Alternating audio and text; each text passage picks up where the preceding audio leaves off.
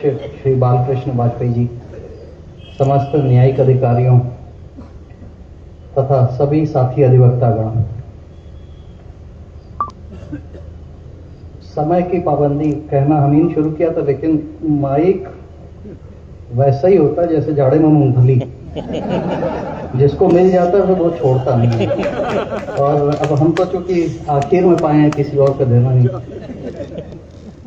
और अधिवक्ताओं के बीच में जब आ जाते हैं तो हमारे अंदर का अधिवक्ता कभी मरेगा नहीं, तो हम तो अपनों के बीच में आए फिर।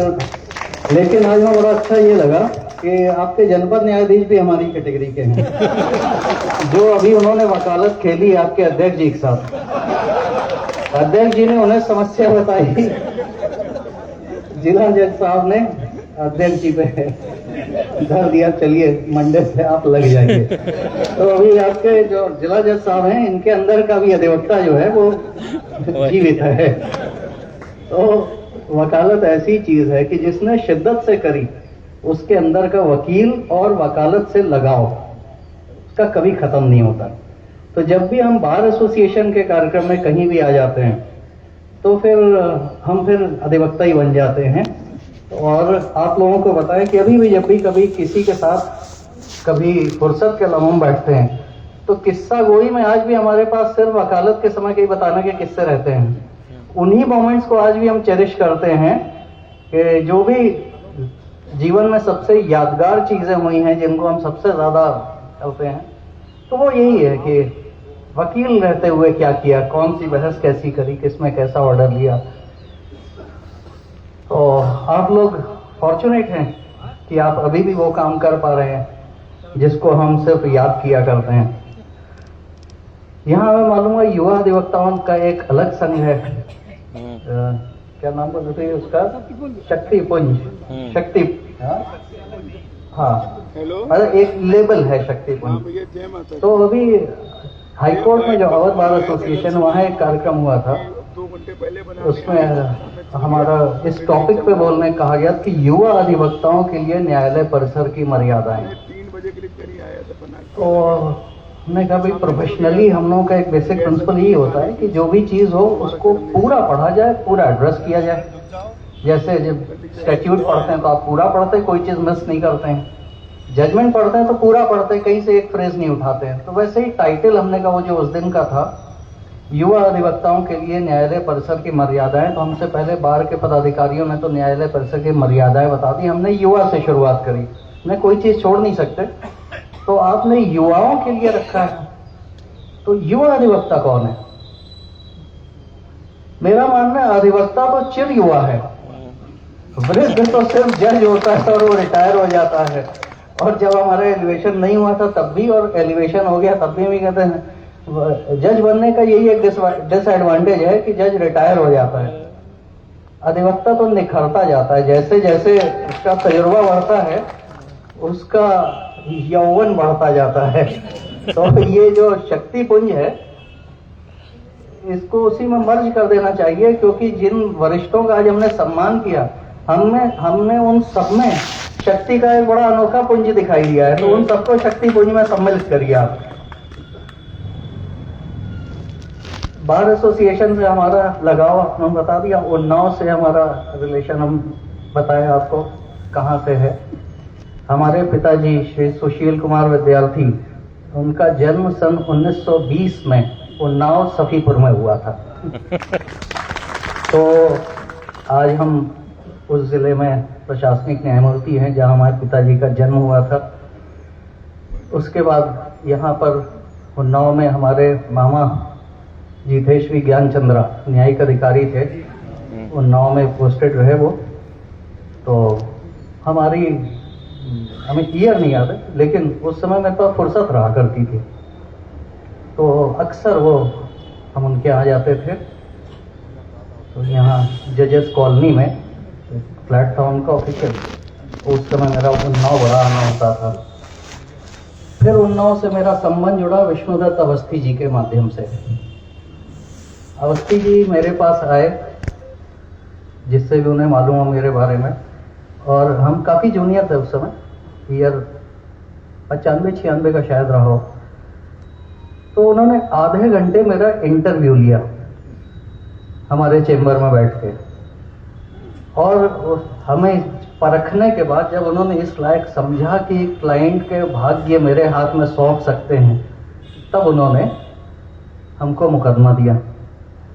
तो अवस्थी जी के साथ हमारा संबंध इस तरह से शुरू हुआ, और हमें इतना अच्छा लगता था उनका तरीका जो था, तो जो हाईकोर्ट में हमारे सीनियर का तरीका था, Shri KB. Sinha senior advocate हमने उनके साथ वकालत शुरू करी थी सन 1 जनवरी 94 से 30 जून 96, पूरी तरह से हम उनके चैम्बर में थे।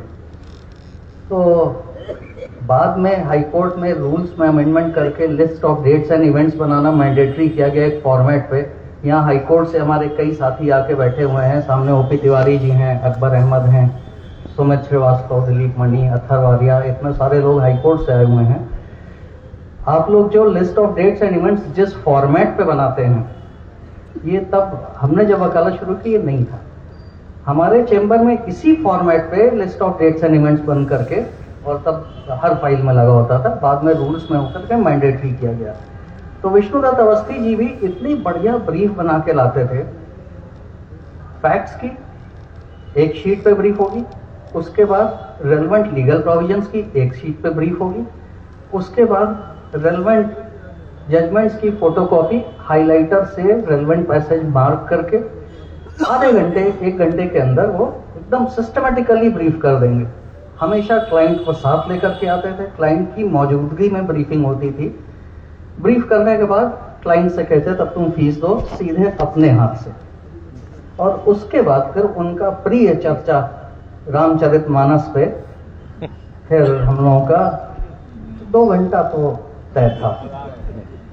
और उन्होंने इतनी अच्छी अच्छी चीजें हमें रामचरितमानस के बारे में सिखाई। उनकी बड़ी प्रिय चौपाई थी, बार बार कहते थे, सचिव वैद गुरु 3 जो प्रिय बोले ही भय आस, राज धर्म तन 3 कर हो ही बेगही नास। बहुत से वरिष्ठ लोग इसका अर्थ समझते हैं, लेकिन अपने छोटे भाइयों के लिए इसका हम साधारण भाषा में मतलब समझाएं। सचिव, वैद्य, गुरु। वैद्य चिकित्सक, गुरु जिससे भी आप सीख लेते हैं, वो आपके सीनियर भी गुरु ही हैं, आपके टीचर वो भी गुरु हैं, और जिस से आप सीख लेते हैं कोई चीज वो सब गुरु हैं। सचिव कौन है? शासन में सचिव जिसके माध्यम से शासन चलता है, कार्य करता है। राजा का सचिव, राजा जिसके माध्यम से कार्य करते थे, जो सलाह देते थे, राजा के मंत्री। क्लाइंट का सचिव जो क्लाइंट की बात कोर्ट के सामने रखे। तो अधिवक्ता भी इस चौपाई में सचिव की कैटेगरी में आते हैं। सचिव वैद गुरु 3 जो प्रिय बोले ही भय आस। भय से या किसी आशा से अगर प्रिय बोलने लगते हैं, राज धर्म तन 3 कर हो ही बेगही नास। राज्य, धर्म और तन तीनों का बहुत जल्दी विनाश हो जाएगा। अगर डॉक्टर क्लाइंट इन्फ्लुएंशियल और पेशेंट इन्फ्लुएंशियल है, बार में आ गए तो क्लाइंट के अलावा कुछ सोचता ही नहीं।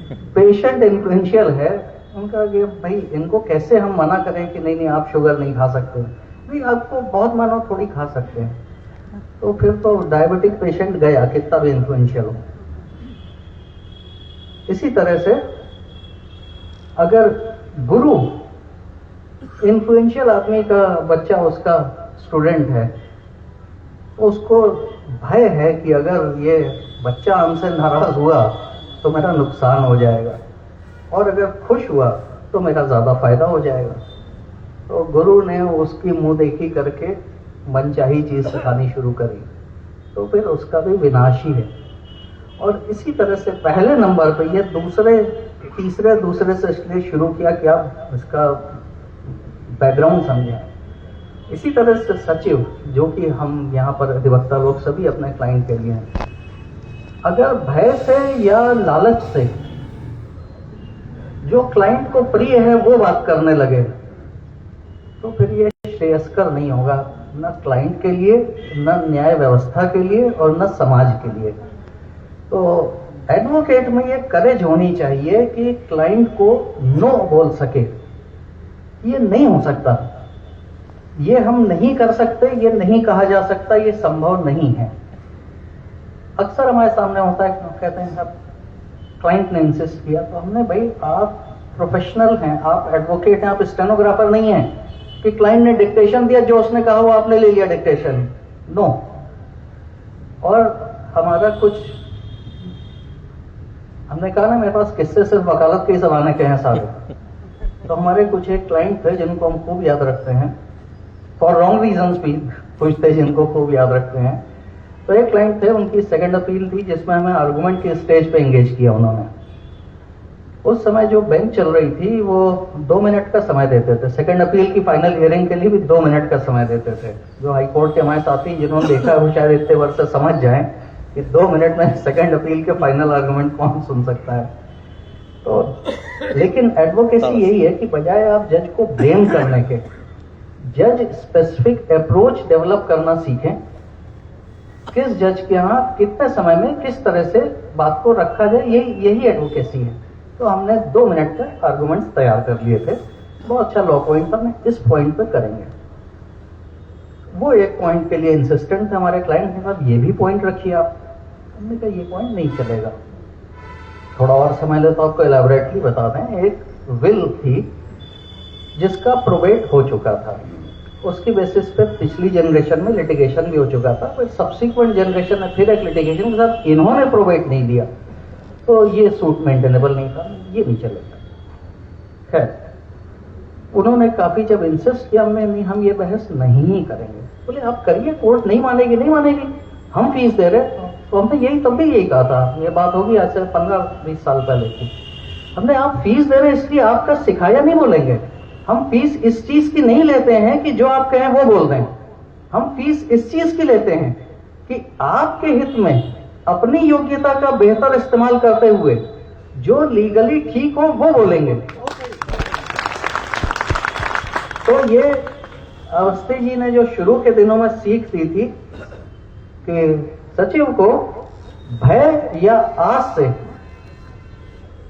अगर हम कहेंगे नहीं हम ये बहस नहीं करेंगे, ये मुकदमा नहीं लेंगे, तो क्लाइंट लौट जाएगा, लौट जाए।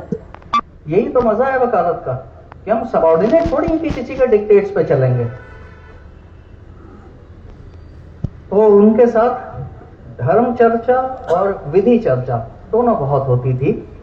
और हमारे शुरुआती दिनों में चूंकि हमारी फील्ड एक्सक्लूसिव सिविल की रही, तो हमारा उनका बहुत साथ रहा। फिर वो ऐसा पारिवारिक वो बन गया। अभी जिला जज साहब ने कहा कि शुरुआती दौर की वकालत की इन्होंने याद दिलाई, तो जिन्होंने करी है, खासतौर से सभी का रहता है, इनिशियल डेज में सभी को स्ट्रगल करना पड़ता है। एक जूनियर वकील खिलाफ आदेश होने पे दुखी होकर हमसे मिलने चैम्बर में आए।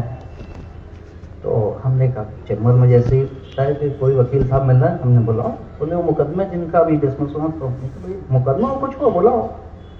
जैसे आए हमने कही देखिए चैम्बर में मुकदमे की कोई बात नहीं होगी, बाकी आपको जो बात करना है। बोले साहब मेरे पास और कोई बात नहीं, हमने मुकदमे की बात तो सिर्फ डायस पे होती, वो हम नहीं सुनेंगे, और कोई बात हो तो उन्होंने जो बात कही वो हमारे जूनियर साथियों के लिए बड़ी रेलेवेंट है, इसलिए हम वो प्रसंग शेयर कर रहे हैं।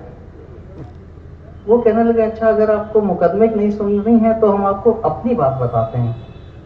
एक जूनियर वकील के पास कितनी मुश्किल से एक मुकदमा आता है ये आप नहीं जानते होंगे, और उस एक मुकदमे पे उसकी कितनी जरूरतें, कितनी उम्मीदें टिकी होती हैं, ये भी आपको अंदाज नहीं होगा।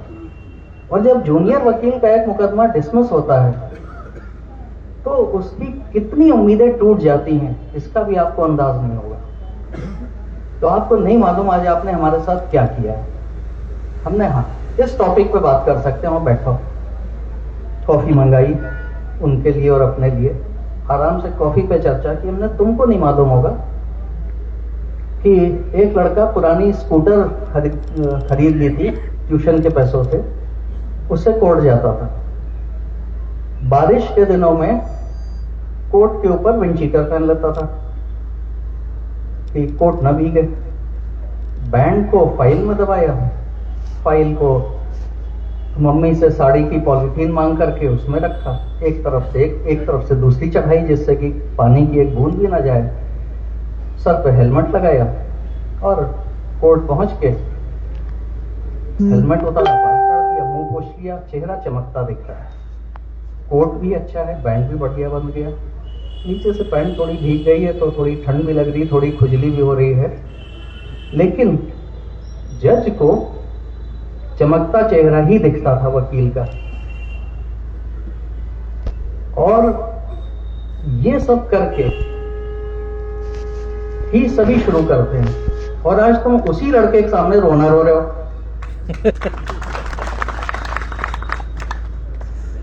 तो अगर इस तपस्या से गुजरे तो खरा सोना बन जाओगे।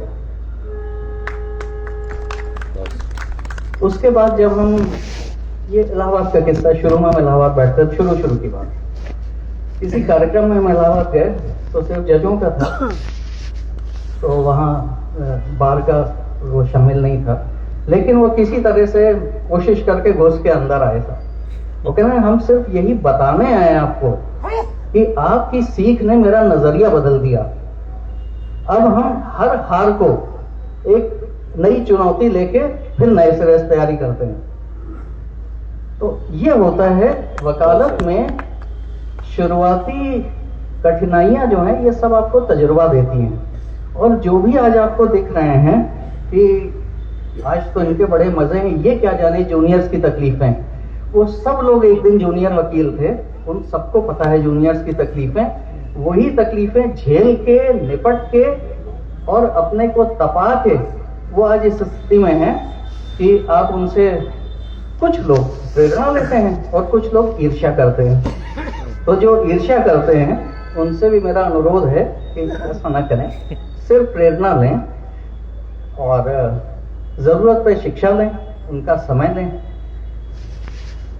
हमें बहुत अच्छा लगा कि बार में ई लाइब्रेरी का उद्घाटन हुआ और इसके लिए महामंत्री जी ने और उनके परिवार ने अपने निजी स्रोतों से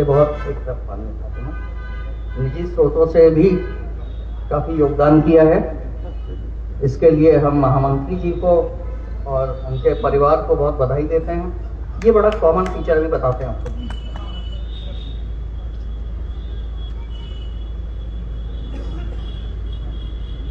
पता नहीं क्यों जब अब इतने सालों हम जब वकील थे और जज के सामने घंटों बोलते थे तो कभी मुंह नहीं सूखता था।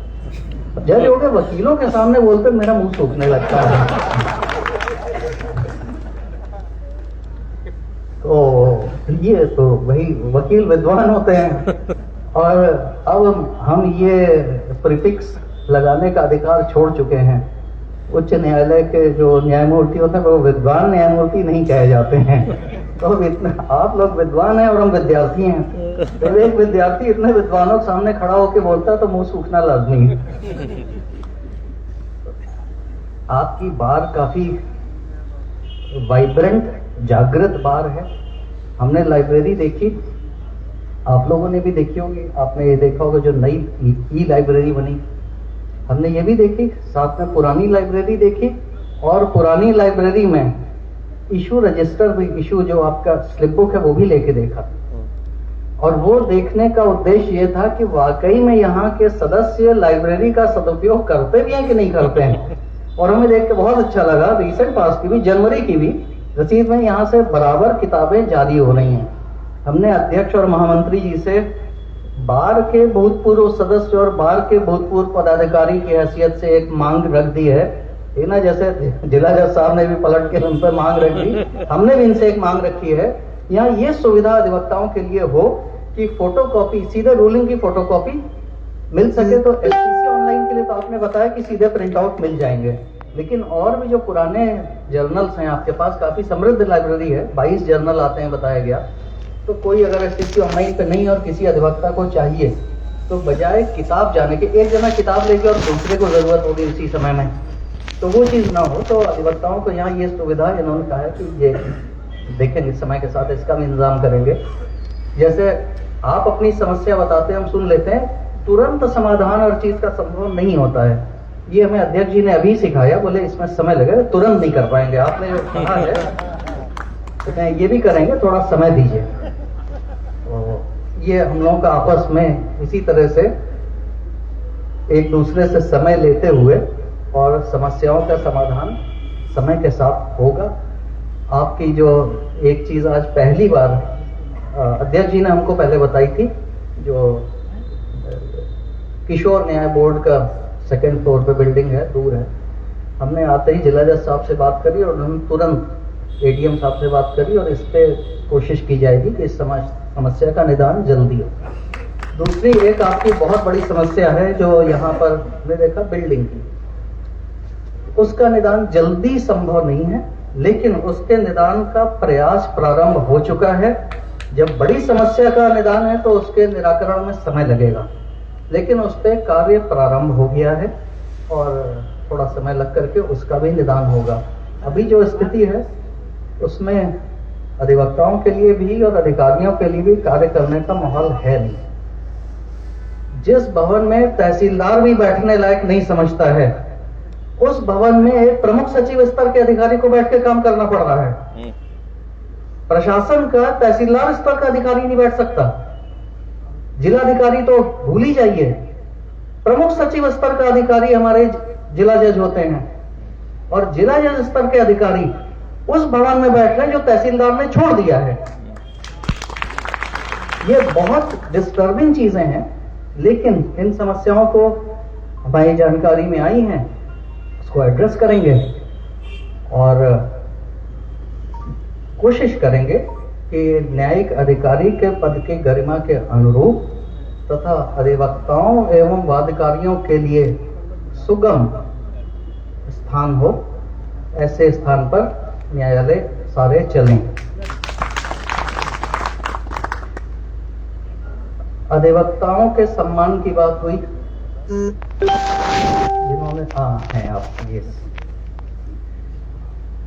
एक चिर अधिवक्ता अधिवक्ताओं का सम्मान हमेशा करेगा, लेकिन एक शिकायत हम डायस पे वहां बहुत करते हैं, यहाँ जो लोग बैठे हैं वो उनको ये शिकायत हमसे है कि हम वहां पे हम शिकायतें बहुत करते हैं, लेकिन करते रहेंगे, आज भी कर रहे हैं।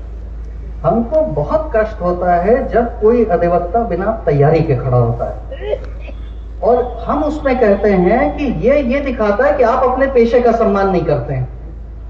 पहला सम्मान अपने अपने दायित्व का होना चाहिए। न्यायिक अधिकारियों को अपने दायित्व का सम्मान करना चाहिए, उनका काम है न्याय करना।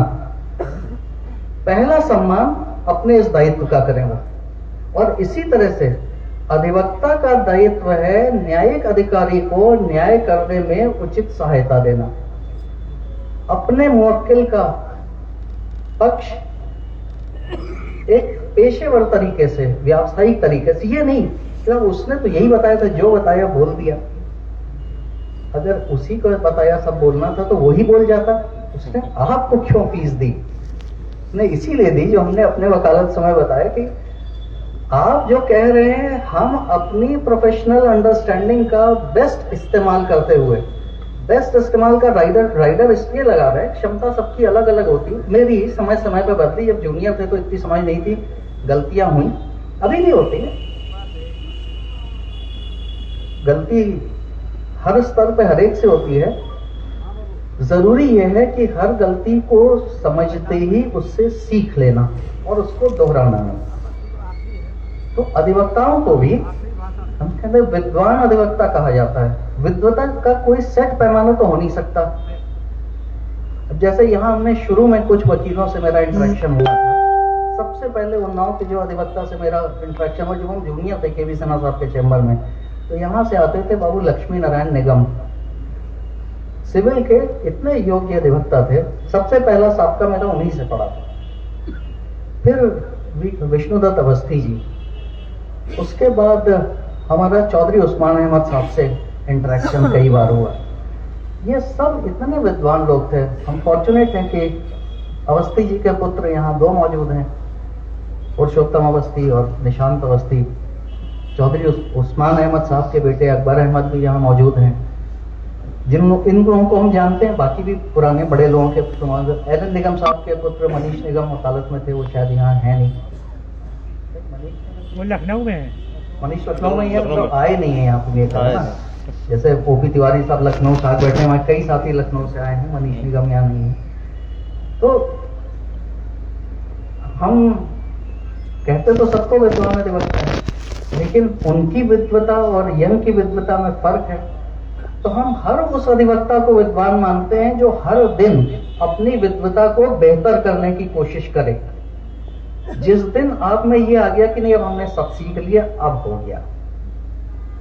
जैसे अभी हमारे पूर्व वक्ता का 4 महीने सीनियर के यहाँ गया और 4 महीने में उन्हें लग गया कि हमने सब सीख लिया।